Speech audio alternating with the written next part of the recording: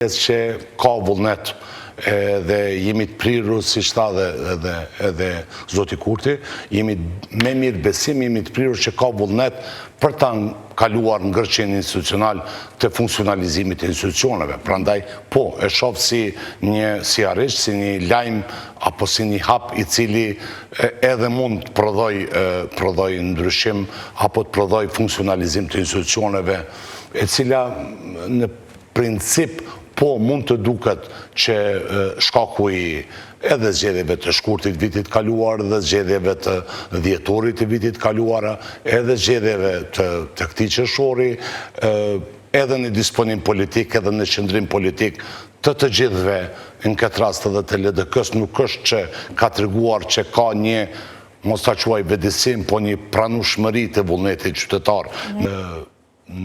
Ka përfunduar koha ku s'ka emra. Mendoj që është edhe... Pra ka emra. Ka emra. Natyrisht që ka emra, së paku tash mos bëna kështu, mos të shpekuloj, sepse nuk jam aty në takim, jam këtu në KTV. Sa emra janë? Nuk kam... Sa propozime?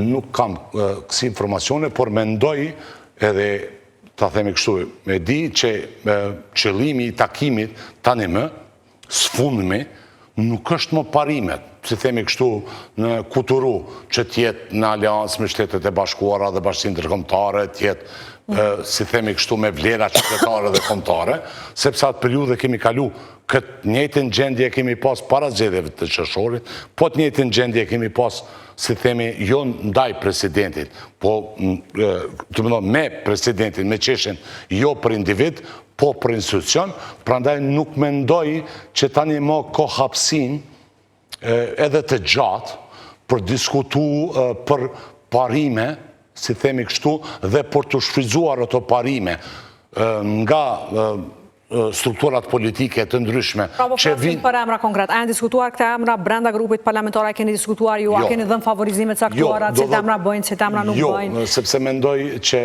në logjikën e shnosh politike, lideri politik e ka mandatin, e ka legitimitetin që ta ketë edhe forcën politike, edhe besimin politik që t'u dheq vetë me procesin negociator. Ja keni